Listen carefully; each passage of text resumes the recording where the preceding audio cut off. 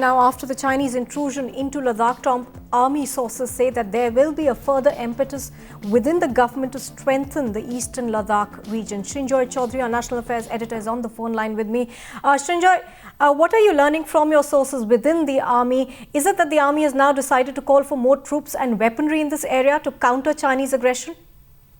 Yes, the army has always said for a long time that it was very thin on the ground.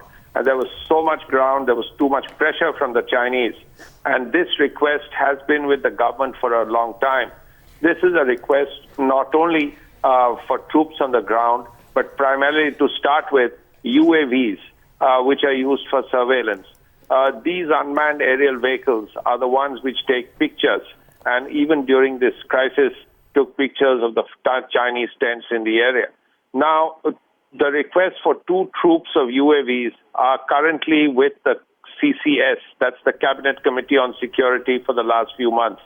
The army is hoping that they would get cleared very shortly. Also, there is a long list for reinforcement of Ladakh. This includes more tanks in the area, more mechanized infantry in the area, more artillery in the area, even more engineers, combat engineers in the area, and eventually a whole infantry division. Because the army feels that it's too weak there. There is considerable Chinese pressure, and it has to be buttressed in the long run.